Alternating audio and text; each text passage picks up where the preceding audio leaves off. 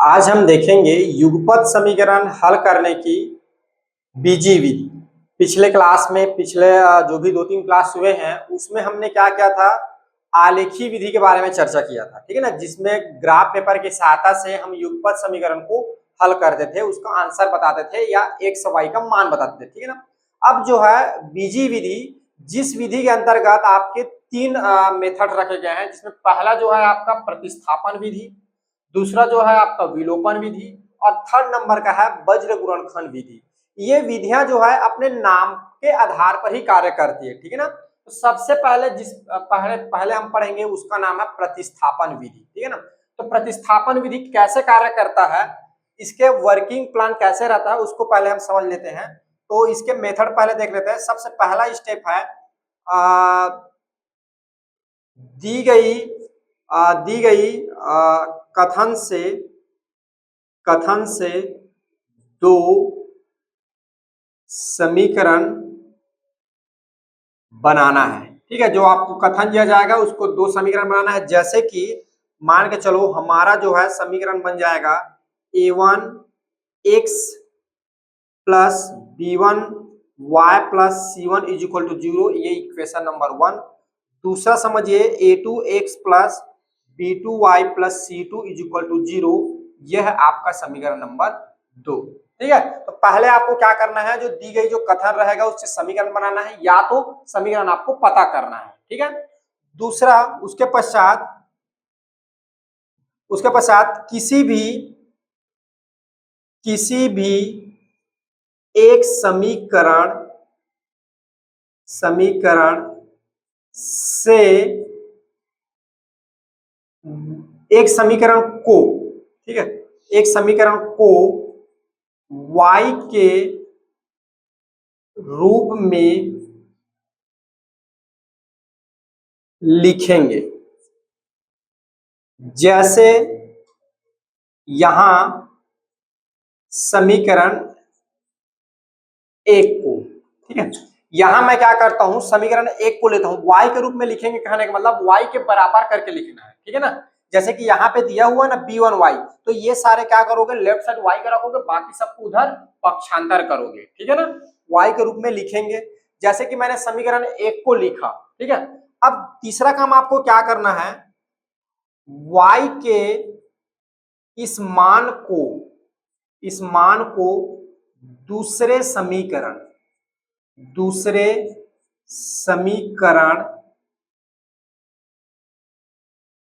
में रखते हैं, ठीक है। जैसे यहां समीकरण 2 में रखा, ठीक है। देखिए मैं क्या करूंगा, समीकरण 1 से y का मान निकालूंगा और उसे किस में रखूंगा, समीकरण 2 में रखूंगा। यहां पर एक बात सुनिए, अगर आप समीकरण 2 से y का मान निकालते हैं, यहां पे आप स्वतंत्र है ना, चाहे आप समीकरण 1 से निकालो चाहे आप समीकरण 2 से निकालो, y का मान निकालना है, ठीक है। यहां पर आप ध्यान देंगे, जैसे समीकरण 1 से निकालते हैं y का मान, तो उस y को मान को किस में रखेंगे, समीकरण 2 में रखेंगे, ठीक है। अगर हम y का मान समीकरण 2 से निकालते हैं तो उसे किस में रखेंगे, समीकरण 1 में रखना है। अल्टरनेट, समझ रहे हो, अल्टरनेट वैल्यू पुट करना है। अगर आपने y का मान समीकरण 1 से निकाला तो उस y का मान को समीकरण 2 में रखोगे, अगर आपने y का मान समीकरण 2 से निकाला तो उसको समीकरण 1 में रखोगे, उल्टा। तो यहां पर देखिए मैंने लिख दिया है, जैसे कि मैंने समीकरण 1 से निकाला तो उसको किस में पुट करूंगा, 2 में पुट करूंगा। जैसे आप y का मान समीकरण 2 में पुट करेंगे, आपको जो है x का मान मिलेगा, ठीक है ना। जहां से x का मान प्राप्त होगा, x का मान प्राप्त होगा, ठीक है। फिफ्थ नंबर, उसे नहीं, x का मान लिख देता हूं, ज्यादा क्लियर रहेगा। x का मान किसी भी एक समीकरण में रख कर y का मान प्राप्त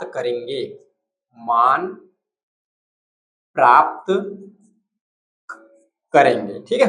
छठवां नंबर, इस तरह एक सवा y का मान प्राप्त होगा।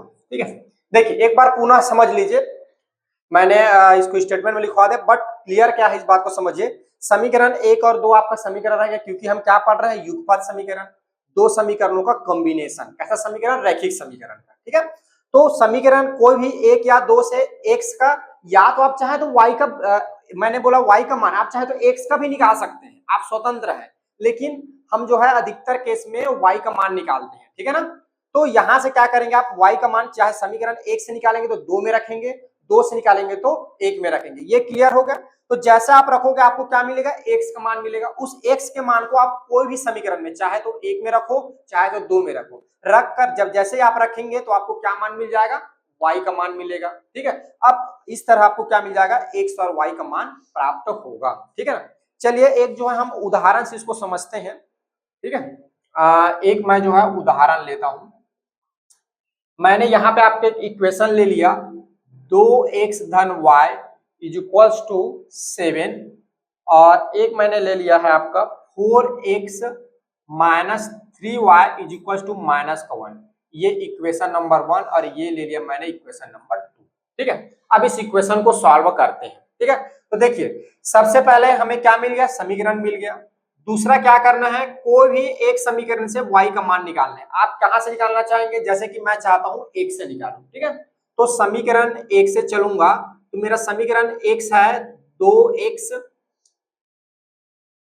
2x धन 7 बराबर, सॉरी 2x धन y बराबर क्या हो जाएगा 7। अब यहां से y का मान निकालिए तो क्या हो जाएगा, y इज इक्वल टू 7, और ये क्या हो जाएगा, इधर चला जाएगा -2x। ये मेरा हो जाएगा समीकरण नंबर 3। क्या हो गया, समीकरण नंबर 3।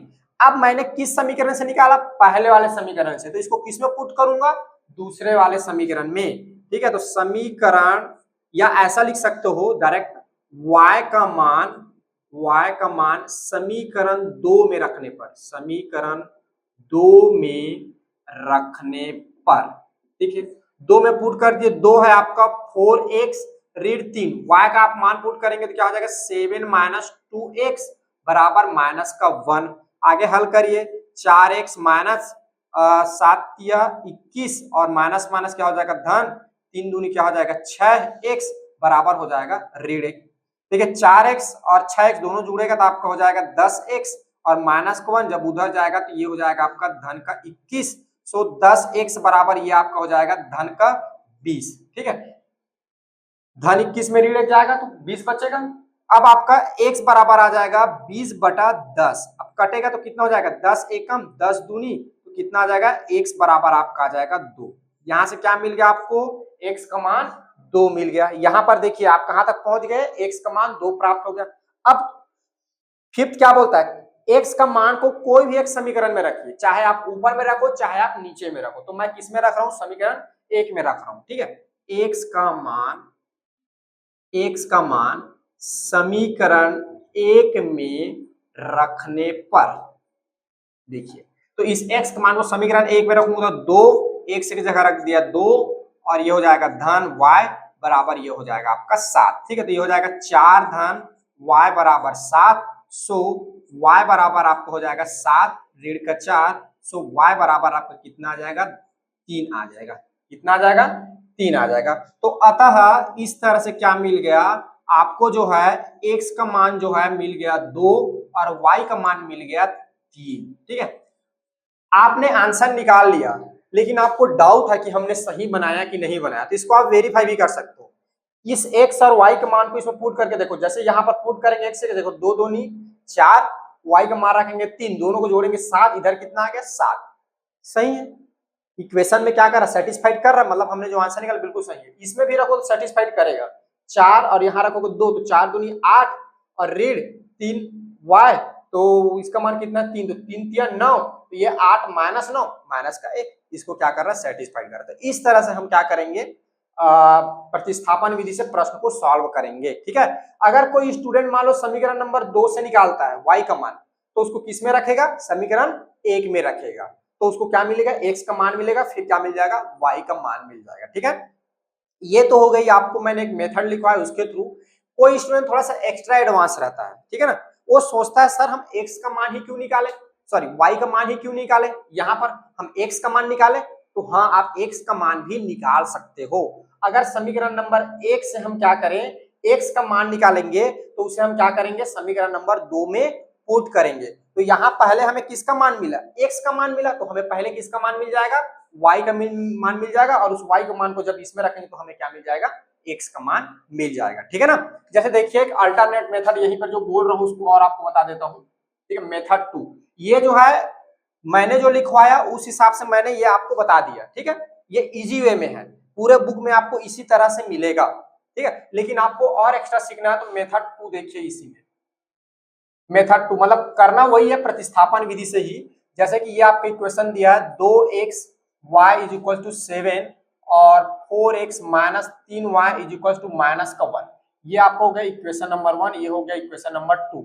मैं क्या कर रहा हूँ, समीकरण 1 से जो है x का मान निकाल रहा हूँ। समीकरण 1 से 2x धन y बराबर 7, मैं क्या कर रहा हूँ, x का मान निकाल रहा हूँ यहाँ से। तो ये हो जाएगा 2x बराबर 7, इधर हो जाएगा माइनस का y, तो x बराबर ये हो जाएगा 7 माइनस वाई डिवाइड बाई 2, ठीक है। ये अब x का मान जो है समीकरण 2 में पुट कर दो, x का मान समीकरण 2 में रखने पर 2, ठीक है, 2 में रखने पर ये, ठीक है। तो ये आपका हो जाएगा 2 क्या है, 4x की वैल्यू है 7 माइनस वाई डिवाइड बाई 2, और क्या हो जाएगा minus 3y is equal to minus का 1। अब देखिए यहां से ये कटेगा, 4 दूनी 4 एकम, तो ये हो जाएगा 2 7 माइनस वाई ऋण 3y बराबर माइनस का 1। तो ये हो जाएगा आपका 7 दूनी 14 माइनस 2y माइनस 3y बराबर ऋण का 1। अब देखिए इसको सॉल्व कर लियो तो ऋण ऋण ऋण ऋण क्या हो जाएगा, दोनों जुड़ जाएगा, ऋण 5y और ये माइनस का 1 जब इधर जाएगा तो ये हो जाएगा माइनस का 14। सो ये ऋण 5y बराबर ये की जुड़ जाएगा, कितना हो जाएगा ऋण 15, ऋण ऋण कटेगा दोनों, तो ये हो जाएगा 5y बराबर 15। सो y बराबर आपका हो जाएगा 15/5, तो 5 एकम 5 तिया 15, तो y की वैल्यू यहाँ पे आ जाएगा 3, ठीक है। अब इस y का मान कोई भी एक समीकरण में रख दो, y का मान समीकरण 1 में रखने पर, समीकरण 1 में रखने पर 1 में रख दो, तो समीकरण 1 है आपका 2x, y का मान पुट कर दो, धन का 3 7, तो 2x बराबर क्या हो जाएगा, जब ये उधर ट्रांसफर होगा तो 7 माइनस 3, सो x बराबर ये हो जाएगा 4/2, तो 2 एकम 2 दूनी, सो x बराबर आपका आ जाएगा 2। आप देख पा रहे हैं यहाँ पर भी क्या मिल रहा है आपको, x बराबर 2 और y बराबर जो है 3 प्राप्त हो रहा है, ठीक है। तो अगर कोई स्टूडेंट पहले x की वैल्यू निकालता है तब भी उसका आंसर क्या आएगा, सही आएगा। यहाँ पे आपको पहले y का मान मिलेगा, फिर उसके बाद x का मान मिलेगा। तो इस प्रकार के मेथड्स होते हैं। बाकी इजी जो है ये वाला ज्यादा आपको बुक में देखने को मिलेगा, और ये आपको ज्यादा इजी लगेगा, लगने को दोनों सेम ही है, ठीक है। चलिए इसको नोट डाउन करिए आप लोग। अब देखिए हमारा दूसरे नंबर का विधि का नाम है विलोपन विधि, ठीक है। इसमें क्या करेंगे, नाम से ही आपको समझ में आ रहा होगा, विलोपन, विलोपन मतलब विलुप्त करना, विलुप्त करना मतलब हटाना।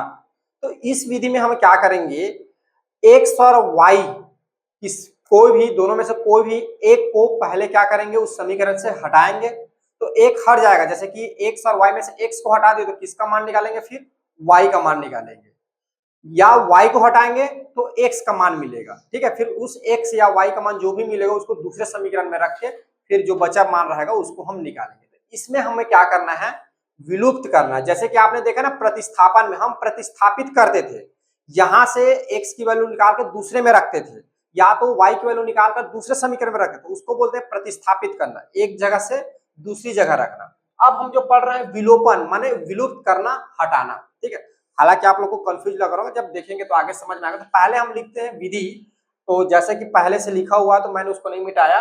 पहले आपको क्या करना है, जो कथन दिया रहेगा उससे आपको क्या करना है, समीकरण बनाना है, ठीक है ना। समीकरण बनाना है, उसके पश्चात आपको सोचना है, क्या करना है जी, सोचना है कि मुझे कौन सा पद विलुप्त करना है, मुझे x पद वाला विलुप्त करना है कि y वाला पद विलुप्त करना है, ठीक है ना। उसके बाद जिस पद को विलुप्त करना रहेगा उसके गुणांक को आपको बराबर करना है, ठीक है। तो जिस चर के मान को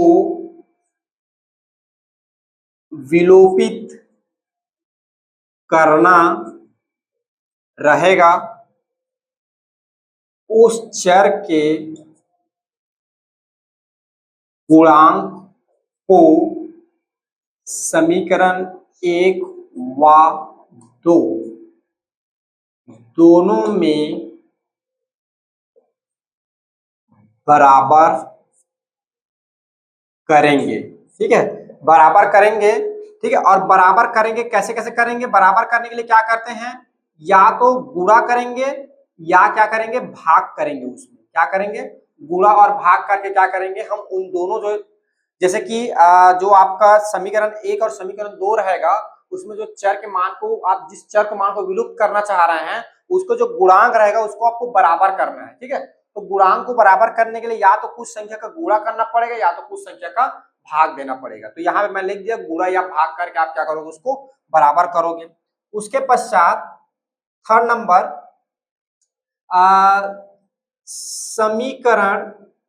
समीकरण में चर के चिन्ह के आधार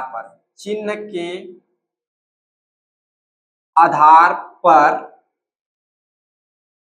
समीकरणों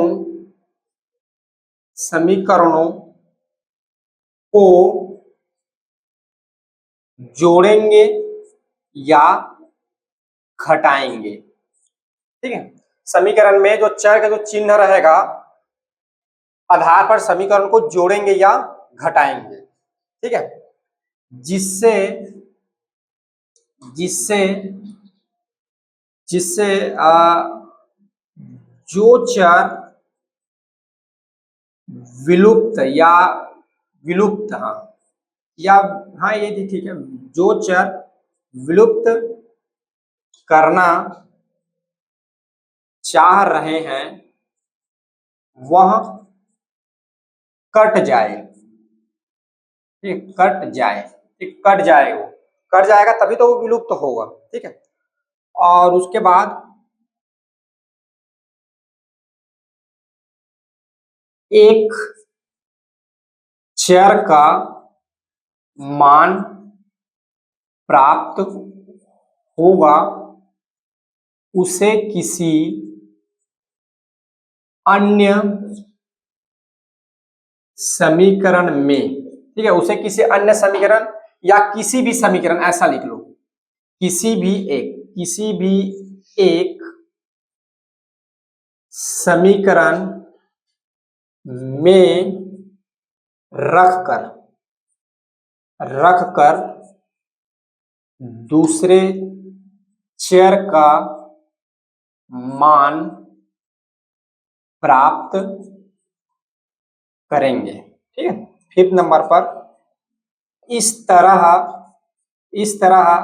x व y चर का मान प्राप्त होगा। ठीक है, अब आपको स्टेटमेंट लिख रहा हो तो थोड़ा सा लग रहा होगा क्या लिख रहे हैं, जब प्रश्न को जब सॉल्व करेंगे तो आपको ज्यादा अच्छे समझ में आएगा। ठीक है, तो देखिए यहाँ पे मैंने एक उदाहरण लिया है, 2x धन y बराबर 7, 4x ऋण 3y बराबर ऋण 1। ठीक है, ये समीकरण है। अब देखिए, पहला तो हमने क्या कर लिया, समीकरण प्राप्त कर लिया। दूसरा क्या बोल रहा है, जिस चर को विलोपित करना है उस चर के गुणांक को समीकरण 1 व 2 में बराबर करेंगे। ठीक है ना, तो पहले आप सोचिए कि मुझे x को कटाना है कि y को कटाना है। विलोपित करना मतलब कटाना, तो मुझे x को कटाना है कि y को कटाना है, पहले ये सोचो। तो जैसे कि मैंने सोचा मुझे x को कटाना है। ठीक है, तो x को कटाना है, तो मैंने क्या लिखा है, जो x जो चर है उसके गुणांक को क्या करना है, बराबर करना है। तो यहाँ पर देखिए इसका गुणांक कितना है, 4 है, और इसका गुणांक कितना है, 2 है। तो मुझे बराबर करने के लिए क्या होगा, इसमें 2 का गुणा करना पड़ेगा, तब तो बराबर होगा ना। तो यहाँ पर हम क्या करेंगे, समीकरण 1 में 2 का गुणा करने पर, ठीक है, तो इसमें 2 का गुणा करेंगे तो पूरा गुणा होगा ना, पूरा समीकरण में 2x y बराबर 7, ये पूरा। तो ये आपका हो जाएगा 4x धन 2y बराबर कितना हो जाएगा 14। और ये आपका बन गया समीकरण नंबर 3। ठीक है, अब देखिए, अब ये वाला समीकरण एक क्या बन गया आपका समीकरण नंबर 3। यानी अब आपके पास दो समीकरण है, समीकरण नंबर 2 और समीकरण नंबर 3। अब एक का जो है रोल खत्म हो गया क्योंकि इसमें मल्टीप्लाई कर दे तो ये कन्वर्ट हो गया। अब देखिए इसमें क्या है, गुणांक क्या है, बराबर हो गया। इसमें गुणांक कितना है 4x और इसमें कितना है 4x। अब इसको कटाना, तो मैंने यहाँ पे थर्ड नंबर पे लिखा है समीकरण में चर के चिन्ह के आधार पर समीकरण को जोड़ेंगे या घटाएंगे जिससे जो चर विलुप्त करना है, विलुप्त करना चाह रहे हैं वह कट जाए। ठीक है, अब देखिए दोनों का चिन्ह क्या है, प्लस प्लस है, दोनों को मैं जोड़ूंगा तो दोनों क्या हो जाएगा ऐड हो जाएगा। तो दोनों कैसे कटेगा, जब मैं क्या करूंगा समीकरण नंबर 3 में समीकरण नंबर 2 को घटाऊंगा, तो घटाऊंगा तो कट जाएगा चिन्ह क्योंकि इसका चेंज हो जाएगा। ठीक है, तो यहां पर क्या करेंगे, समीकरण 3 में ऋण करेंगे, घटाएंगे समीकरण नंबर 2 को। ठीक है, तो देखिए समीकरण 3 क्या है 4x धन 2y और यहाँ पे 14, ये है आपका समीकरण नंबर 3। और समीकरण 2 क्या है आपका 4x ऋण 3y बराबर ऋण 1, ये है आपका समीकरण 4 बोल दीजिए समीकरण नंबर 2। अब इसको क्या करना है, घटाना है। क्या करना है जी, घटाना है। तो आपको पता है जब घटाते हैं तो चिन्ह क्या हो जाता है चेंज, ये क्या हो जाएगा ऋण, ये क्या हो जाएगा धन और ये क्या हो जाएगा आपका धन हो जाएगा। अब देखिए यहाँ पे 4x में ऋण 4x, तो दोनों क्या हो जाएगा प्लस माइनस वजह से कट जाएगा। ठीक है, अब देखिए इसको, ये क्या बच गया यहाँ पे आपका 2y और नीचे में क्या बच गया आपका धन y, इसका चिन्ह चेंज हो गया है। ऊपर में बचा है 14 और नीचे में बचा है आपका धन का 1। ठीक है, अब आगे इसको सॉल्व कर लीजिए, तो ये आपका हो जाएगा 5y बराबर इधर हो जाएगा 15, सो y बराबर आपको हो जाएगा 15/5। तो ये कटेगा, कटेगा 5 एकम 5 दिया 15, सो y बराबर आपका आ जाएगा 3। ठीक है, ये देखिए 3, ये हो गया। अब चौथा नंबर, एक चर का मान प्राप्त होगा उसे किसी भी एक समीकरण में रख के दूसरे चर का मान प्राप्त करेंगे। अब एक क्या, कौन सा चर का मान मिल गया y का, इसे कोई भी एक समीकरण में रख दो, समीकरण 1 या समीकरण 2 में आपको दूसरा मान मिल जाएगा। तो जैसे कि y का मान जो है मैं रखता हूं, y का मान समीकरण 1 में, y का मान समीकरण 1 में रखने पर, 1 में रखने पर, ठीक है, एक क्या है आपका 2x और धन y का मान कितना है 3 बराबर ये आ जाएगा 7। ठीक है, तो देखिए 2x, अब 3 उधर जाएगा तो 7 ऋण क्या हो जाएगा 3, तो 2x बराबर कितना हो जाएगा आपका 4, सो x बराबर आपको हो जाएगा 4/2। ये कटेगा 2 एकम 2 दूनी, तो कितना आ जाएगा x बराबर आपका आ जाएगा 2। कितना आ जाएगा x बराबर 2। तो अतः यहाँ पे आपका x की वैल्यू कितना मिल गया 2 और y की वैल्यू कितना मिल गया 3 मिल गया। ठीक है, तो इस तरह से क्या करेंगे हम इसको सॉल्व करेंगे, आया समझ में। अब इस वैल्यू को यहाँ पुट करके देखिए, दोनों क्या हो जाएगा इक्वल आ जाएगा, यानी हमने जो आंसर लाया वो क्या है बिल्कुल सही है। ठीक है, ये तो एक मेथड हो गया। ठीक है ना, हमने किसके बारे में कटाने के बारे में सोचा, एक्स टर्म को कटाने के बारे में सोचा। लेकिन कई ऐसे स्टूडेंट रहते हैं जो थोड़ा सा हटके करना चाहते हैं, वो हो सकता है y को कटाना चाहे इसी में। तो देखिए एक इसी में दूसरा मेथड आपको बता देता हूं, जब हम क्या करना हो y को कटाना हो। ठीक है, मेथड नंबर 2, तो जैसे कि देखिए हमारा इक्वेशन दिया है 2x + y = 7 और दूसरा दिया है 4x - 3y बराबर -1। ये है इक्वेशन नंबर 1 और ये है आपका इक्वेशन नंबर 2। ठीक है, हमने इसमें क्या सोचा, हमें किसको कटाना था, x को कटाना था। अब मैं इसमें सोचूंगा मुझे किसे कटाना है, y को कटाना है। तो मुझे क्या करना होगा, y के गुणांक को बराबर करना होगा। तो देखिए इसका में y का गुणांक कितना है 3 है, इसमें y का गुणांक कितना है 1, तो इसे भी क्या करना होगा, मुझे 3 बनाना होगा। क्या करना होगा, इसे 3 बनाना होगा। तो मैं क्या करूंगा, समीकरण 1 में 3 का गुणा कर दूंगा। समीकरण 1 में 3 का गुणा करने पर, तो गुणा करिए, तो गुणा करेंगे तो क्या हो जाएगा 3 बाहर हो जाएगा, इधर हो जाएगा 2x धन y बराबर 7, पूरा पूरा गुणा होगा तो 3 दूनी 6x धन 3y बराबर आपका क्या हो जाएगा 7 या 21। ये आपका बन जाएगा समीकरण नंबर 3। ठीक है जी। अब देखिए हमारा दूसरा नियम क्या बोलता है, ये तो हमने कर लिया। समीकरण में चर के चिन्ह के आधार पर समीकरण को जोड़ेंगे और घटाएंगे। अब देखिए यहाँ पर कौन से टर्म को घटाना चाह रहे हैं, y वाला टर्म। समीकरण 1 क्या बन गया, समीकरण 3 बन गया, यानी ये इस समीकरण 1 की बात अब नहीं करना है। इधर ध्यान दीजिए, अब समीकरण नंबर 2 और समीकरण नंबर 3, ठीक है। इधर ध्यान से समझिए, यहाँ पे क्या है, ऋण का 3y है और यहाँ पे क्या है, धन का 3y है। ठीक है, समीकरण 1 क्या बन गया, समीकरण नंबर 3 बन गया, एक वाला रूल खत्म हो गया। अब बचा क्या, समीकरण नंबर 2 और समीकरण नंबर 3। इसमें हम किसको कराना चाह रहे हैं, y को, ठीक है ना। तब तो y का गुणांक को बराबर किए हैं। अब देखिए यहाँ पे क्या है, धन का 3 और यहाँ पे क्या है, ऋण का 3। अगर इसे मैं समीकरण 3 को समीकरण 2 के साथ घटा दूंगा तो चिन्ह तो बराबर हो जाएगा चेंज होके, तो इसे घटाएंगे नहीं, इसमें क्या करेंगे, हम जोड़ेंगे। ठीक है, तो इसीलिए यहाँ पे लिखा हूं जोड़ना और घटाना है वो चिन्ह पे डिपेंड करेगा। ठीक है, तो यहाँ क्या करेंगे, समीकरण समीकरण 3 में धन कर देंगे हम समीकरण नंबर 2 को। तो देखिए समीकरण 3 है आपका 6x धन 3y बराबर हो जाएगा 21 और ये है आपका 4x ऋण 3y बराबर ऋण का 1। अब मुझे बताइए क्या धन करने पर चिन्ह बदलता है, तो आंसर है नहीं, चिन्ह नहीं बदलेगा। ठीक है, तो यहाँ पर देखिए जब सॉल्व करेंगे तो ये आपका हो जाएगा 6x धन 4x, हम क्या कर रहे हैं, ऐड कर रहे हैं। ठीक है, और यहाँ पे देखिए धन का 3y माइनस का 3y कट जाएगा तो आगे इधर बच जाएगा आपका 21 माइनस 1, तो दोनों जुड़ेगा तो ये हो जाएगा 10x, 21 में 1 जाएगा तो ये आपका बच जाएगा 20। सो x बराबर आपका हो जाएगा 20/10, तो कटेगा तो 10 एकम और 10 दूनी, तो ये आपका आ जाएगा x बराबर 2। ये x का मान। अब x के मान को किसी भी एक समीकरण में रख देंगे, तो मैं 1 में रख देता हूं। x का मान समीकरण 1 में रखने पर, ठीक है, समीकरण 1 में पुट कर, समीकरण 1 है 2, x का मान है 2 धन y बराबर आपका हो जाएगा 7, तो ये हो जाएगा 4 धन y बराबर हो जाएगा 7। सो y बराबर आपका हो जाएगा 7 माइनस का क्या हो जाएगा इधर 4, सो y की वैल्यू आपका आ जाएगा धन का 3। ठीक है, अतः x बराबर यहाँ पे मिलेगा 2 और y बराबर आपको मिलेगा 3। ये इस तरह से सॉल्व होगा।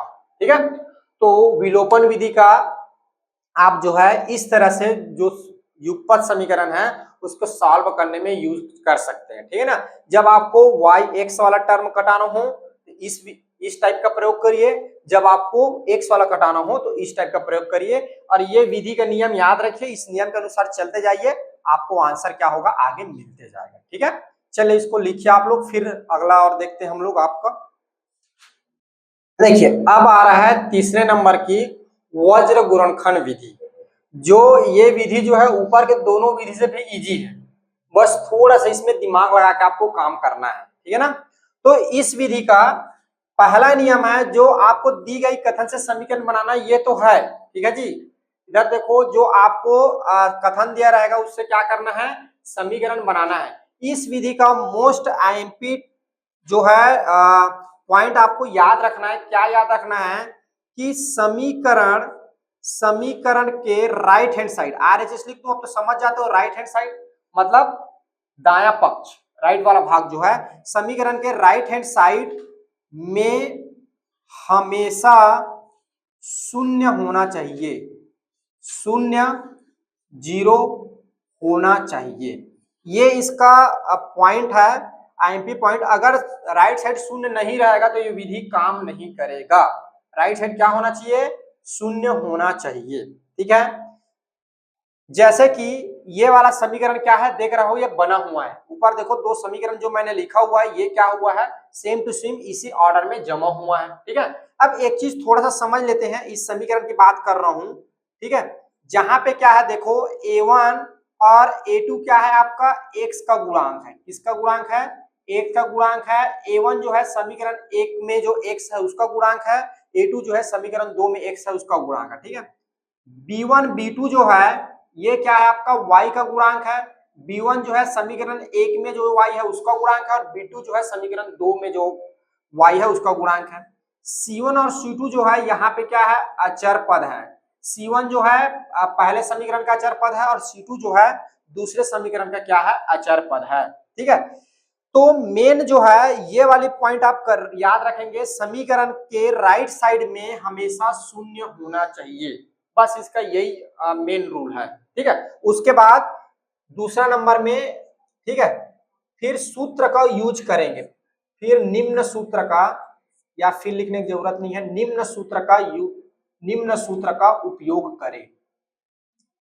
ये देखिए नीचे जो सूत्र लिख रहा हूं इसको समझिए ध्यान से। इस सूत्र में सबसे ज्यादा बच्चे यहीं पे कंफ्यूज होते हैं। ये सूत्र क्या है, 1 से डिवाइड बाई b1 और इधर लिखेंगे b2, c1 और इधर लिखेंगे c2।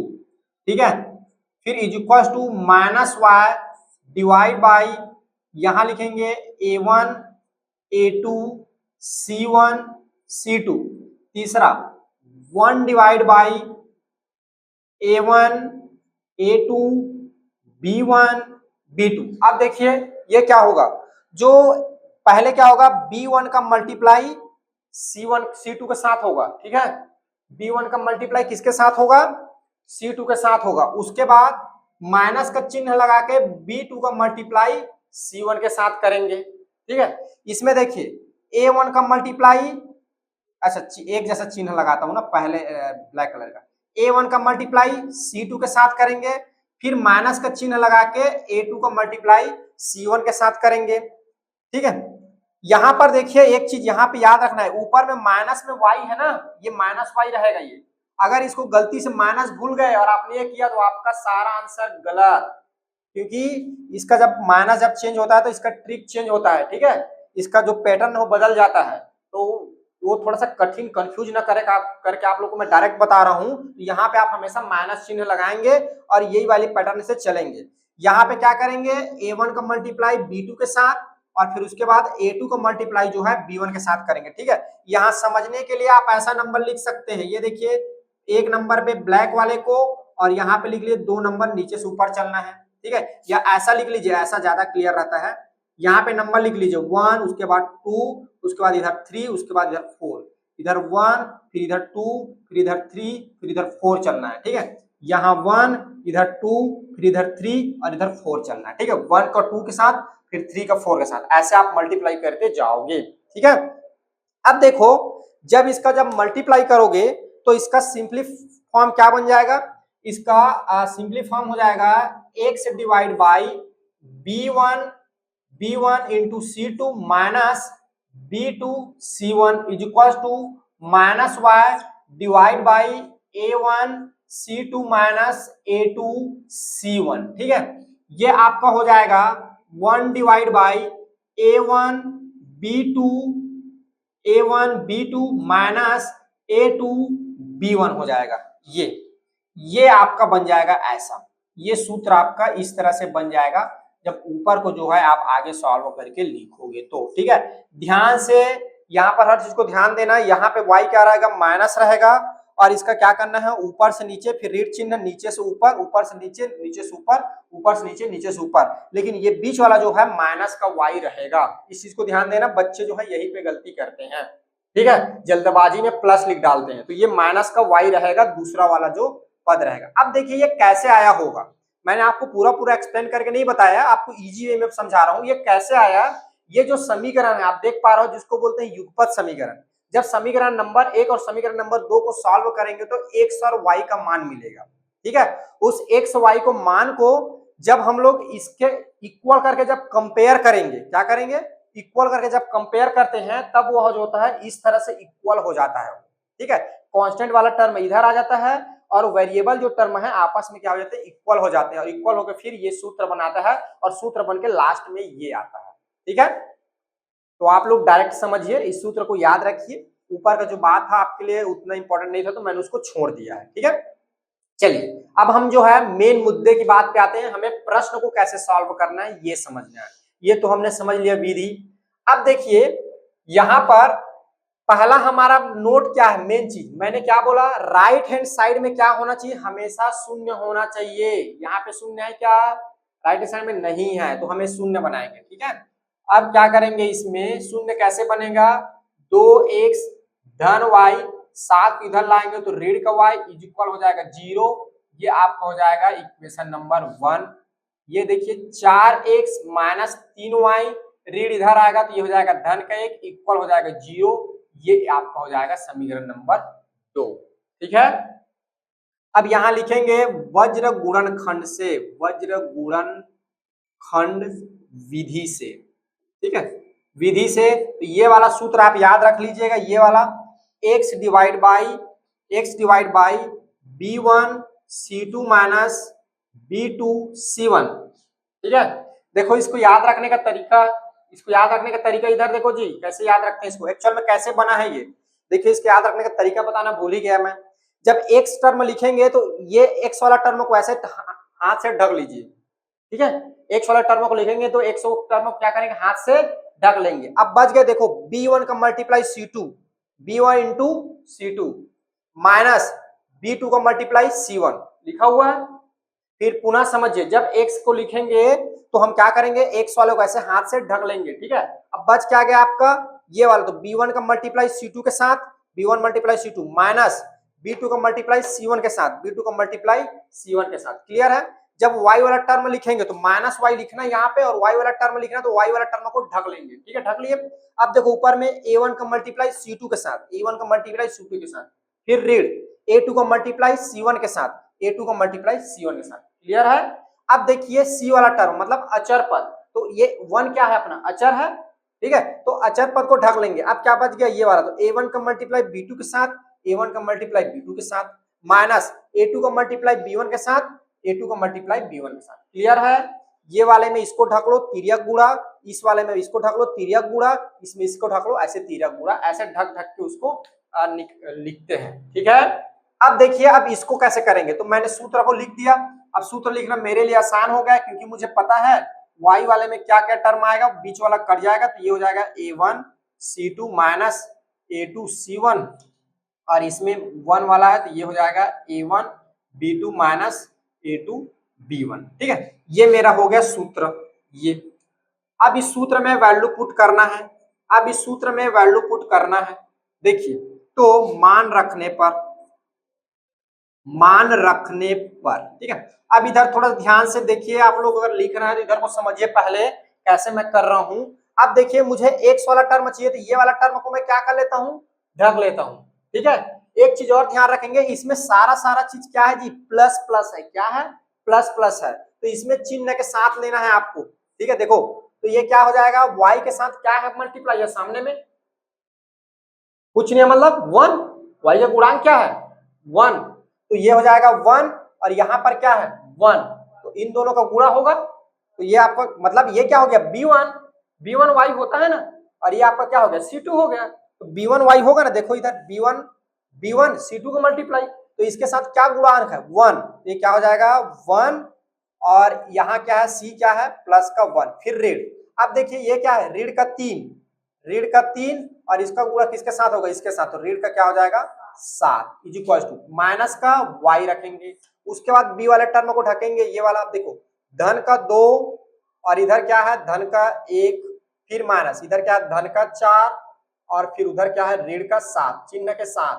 ठीक है, फिर 1 डिवाइड बाई, इसको ढकेंगे 2 का गुणा, फिर क्या हो जाएगा ऋण का 3 नीचे में है, फिर ऋण लगेगा, फिर 4, और इसका गुणा फिर इसके साथ क्या है 1, ऐसा होगा। क्लियर है, ठीक है, इसको ढकेंगे तिर्यक गुणा, इसको ढकेंगे तिर्यक गुणा, इसको ढकेंगे तिर्यक गुणा, चिन्ह के साथ आप रखते जाएंगे। ठीक है, अब आगे मल्टीप्लाई करिए और सॉल्व करिए। देखिए तो x डिवाइड बाई 1 का मल्टीप्लाई 1 माइनस, देखो माइनस माइनस प्लस, और ये माइनस तो क्या हो जाएगा माइनस, और 3 सत्ते कितना हो जाएगा 21 बराबर माइनस का y।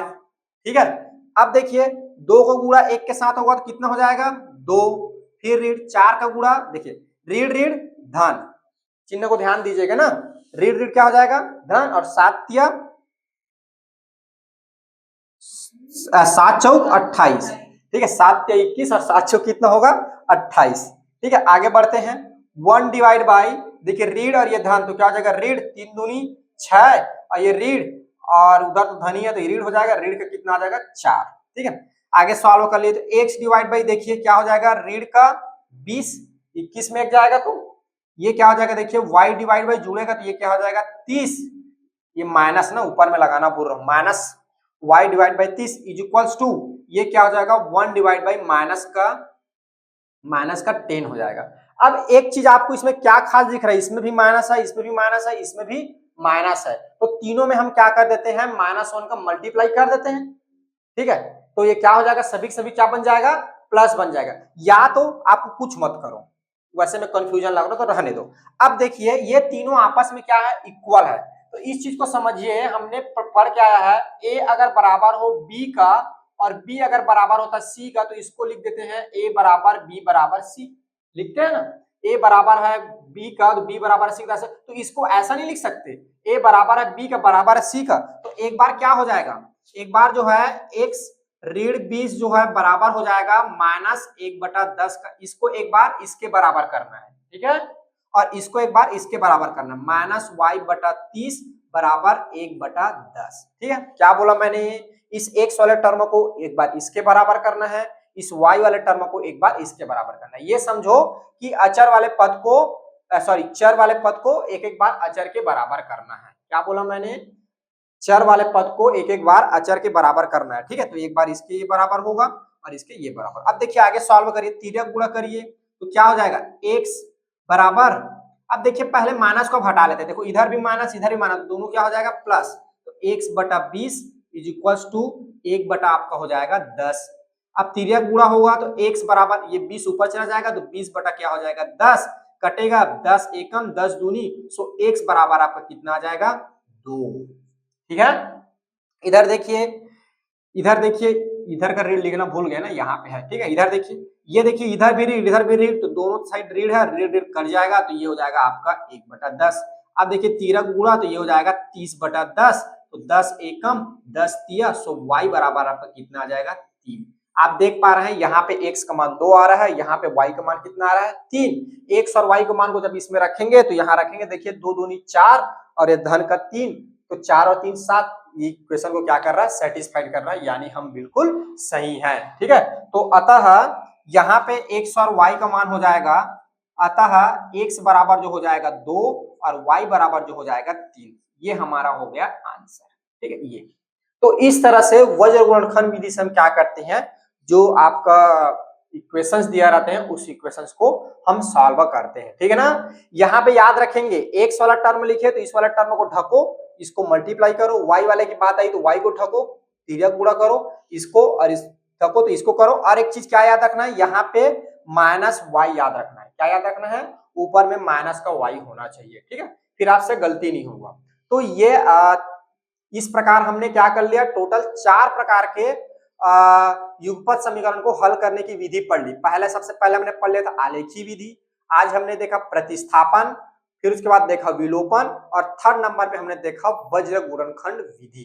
ठीक है, तो चलिए इसको आप लोग नोट डाउन करिए, फिर आगे और हम कंटिन्यू करते हैं।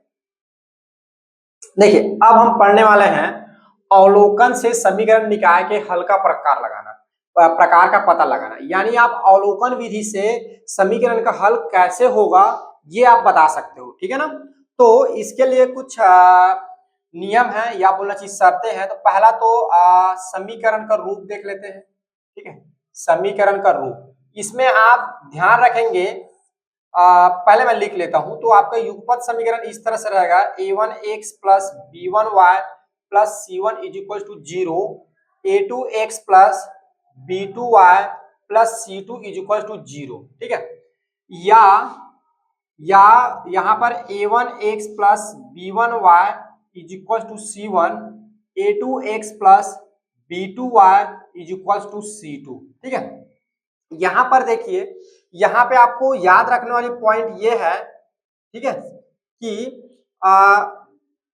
अचर पद, ठीक है, अचर पद, दोनों अचर पद ऐसा लिख लेते हैं। ठीक है, दोनों अचर पद, दोनों अचर पद पूरा पूरा राइट हैंड साइड या लेफ्ट हैंड साइड, ठीक है, दोनों में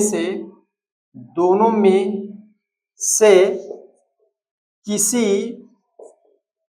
एक तरफ होना चाहिए, ठीक है। देखिए इसमें आप ध्यान रखेंगे, कभी भी जब आप अवलोकन विधि से जब समीकरण निकाय का हल का जब आप पता करेंगे तब उसमें आप जो है अचर पद को हमेशा ध्यान देंगे, गड़बड़ी अचर पद में ही करता है, ठीक है ना। तो या तो राइट साइड क्या रहा पूरा इक्वल रहे, या तो दोनों अचर पद जो है राइट साइड रहे, ठीक है। अगर एक अचर पद लेफ्ट साइड है और एक अचर पद राइट साइड है तो हम जो आंसर बताएंगे वो क्या हो सकता है, गलत हो सकता है, ठीक है। तो आप इस विधि में चेक करने से पहले आप उसके इक्वेशंस को देखेंगे, ठीक है। क्या होना चाहिए, या तो दोनों अचर पद इक्वल के पहले हो या तो दोनों अचर पद इक्वल के बाद हो, या ऐसा समझ लीजिए कि आपका जो इक्वेशन का जो सिस्टम जो रहेगा उसकी संरचना जो रहेगा इस तरह का रहेगा, राइट साइड इक्वल, या तो फिर अचर पद दोनों जो हो राइट साइड के बाद, तो इस तरह से रहेगा तभी आप लगाएंगे, अन्यथा आप उसको सेट करेंगे समीकरण को। क्लियर है। अब देखिए पहला पहला अब देखिए यहां पर मुझे तो बताना नहीं पड़ेगा a1 a2 b1 b2 c1 c2 क्या है। आपको पता है कि a1 a2 क्या है, x और x का गुणांक है, b1 b2 क्या है y का गुणांक है, और c1 c2 क्या है अचर पद है, ठीक है ना। जिसमें जो है a1 जो है पहले समीकरण का, a2 जो है दूसरे समीकरण का, b1 पहले समीकरण का, b2 दूसरे समीकरण का, c1 पहले समीकरण का और c2 जो है दूसरे समीकरण का, ठीक है। अगर समीकरण का नाम दे दे तो ऐसा नाम दे सकते हैं यहाँ पर, ठीक है। तो पहला देखिए, पहला अगर क्या हो जाए a1 डिवाइड बाई a2 जो है बराबर ना हो b1 डिवाइड बाई b2 का। क्या मैंने बोला, पहला अगर a1 डिवाइड बाई a2 जो है बराबर ना हो b1 डिवाइड बाई b2 का, ठीक है, तब समीकरण का जो हल होगा, समीकरण का अद्वितीय हल होता है, समीकरण का अद्वितीय हल प्राप्त होता है, हल प्राप्त होता है, ठीक है। और इसकी जो ग्राफ है, आलेख है, ठीक है, समीकरणों द्वारा, समीकरण निकाय द्वारा, ठीक है, चलिए समीकरणों निकाय द्वारा बनाई गई या खींची गई भी लिख सकते हो, बनाई गई रेखाएं, ठीक है, एक बिंदु पर प्रतिच्छेद करती है, एक बिंदु पर प्रतिच्छेद करती है, ठीक है। समीकरणों के निकाय द्वारा ना, यहाँ पे के लिख लेंगे, समीकरणों के निकाय द्वारा बनाई गई रेखाएं एक बिंदु पर क्या करती है, प्रतिच्छेद करती है, और इसमें हल कैसा प्राप्त होगा, अद्वितीय हल। दूसरा देखिए, जब क्या होगा a1 बटा a2 जो हो बराबर हो और b1 बटा b2 के, ठीक है, a1 बटा a2 क्या हो बराबर हो b1 बटा b2 का, परंतु c1 बटा c2 जो हो ये बराबर ना हो, क्या ना हो, c1 बटा c2 जो हो बराबर ना हो, ठीक है। तब समीकरण का जो हल जो होगा, ठीक है, समीकरण का कोई हल प्राप्त नहीं होगा, कोई हल प्राप्त नहीं होगा, ठीक है। इस कंडीशन में क्या होगा, समीकरण का कोई हल प्राप्त नहीं होगा, और समीकरण का जब कोई हल प्राप्त नहीं होता तो उसका आलेख कैसा बनता है, समांतर बनता है, ठीक है। तो आलेख कैसा बनेगा, यहाँ पे आलेख समीकरण निकाय द्वारा खींची गई रेखाएं समांतर होगा, ठीक है। समीकरण निकाय के द्वारा जब खींची गई माने उसके द्वारा बनाई गई, ठीक है ना, समीकरण निकाय द्वारा जो खींची गई जो आपकी जो रेखाएं जो रहेगी वो कैसा प्राप्त होगा, आपको समांतर प्राप्त होगा। थर्ड नंबर का देखिए क्या होगा, a1 डिवाइड बाई a2 बराबर हो जाए b1 डिवाइड बाई b2 बराबर हो जाए C1 डिवाइड बाई C2, यहां पर क्या हो जाए तीनों के तीनों आपस में बराबर हो जाए, ठीक है ना। तब क्या होगा यहाँ पे हल जो होगा समीकरण का अंततः अनेक हल प्राप्त होंगे, समीकरण के अंततः अनेक हल प्राप्त होगा, अनेक हल प्राप्त होगा, ठीक है। समीकरण के क्या होंगे, अंततः अनेक हल प्राप्त होगा। इसका जो आलेख जो होगा कैसा होता है, जब अंततः अनेक हल प्राप्त होता है तो इसका आलेख जो होता है क्या होता है, जो रेखाएं जो होती है संपाती प्राप्त होती है, ठीक है ना। तो समीकरण के समीकरण निकाय के द्वारा बनाया गया रेखाएं संपाती प्राप्त होती है, संपाती प्राप्त होती है, ठीक है, या संपाती होती है, प्राप्त नहीं लिखने की जरूरत नहीं है, संपाती होती है, ये ज्यादा बेटर रहेगा। समीकरण निकाय के द्वारा बनाया गया रेखाएं संपाती होती है, संपाती किसको बोलते हैं, कोइंसिडेंट करना, मतलब एक रेखा के ऊपर क्या हो जाएगी दूसरी रेखा आ जाएगी, तो उसको क्या बोलेंगे संपाती, ठीक है। पुनः याद रखेंगे आप A1 डिवाइड बाई A2 बराबर ना हो B1 बराबर B2 का, तो कैसा हल प्राप्त होगा, अद्वितीय हल। और जो ग्राफ जो बनेगा, आलेख जो बनेगा, दोनों रेखाओं क्या होगी एक बिंदु पर प्रतिच्छेद करेगी, ठीक है। दूसरा देखिए, जब A1 बटा A2 बराबर हो B1 बटा B2 को और बराबर ना हो C1 बटा C2 का, ठीक है, यहाँ पे जो है ये बराबर नहीं होगा, ठीक है, ये दोनों बराबर होगा, ये बराबर नहीं होगा, तो समीकरण का कोई हल प्राप्त नहीं होगा। और ग्राफ कैसे बनेगा, समांतर बनेगा रेखाओं द्वारा, ठीक है। इसमें देखिए, जब A1 बटा A2 बराबर हो B1 बटा B2 का बराबर C1 बटा C2 का, तीनों बराबर हो जाए तो क्या क्या हल प्राप्त होगा, अंततः अनेक हल प्राप्त होंगे, ठीक है। और समीकरण के निकाय द्वारा जो बनाए गए जो रेखाएं जो होंगी, दोनों रेखाएं कैसा प्राप्त होगा, संपाती प्राप्त होगा, ठीक है ना। तो इस तरह से जैसे कि हमने ग्राफी विधि में प्रश्न को पूरा सॉल्व करके देखा था ना, तब हमको पता चला था कि उसका हल क्या प्राप्त होगा। लेकिन ये क्या है, अवलोकन से, मतलब इसमें हम वैल्यू को पुट करके देखेंगे तो हम बता सकते हैं कि समीकरण का जो हल जो होगा कैसा हल प्राप्त होगा और ग्राफ जो होगा कैसा बनेगा, ठीक है। ठीक है, चलिए इसको नोट डाउन करिए।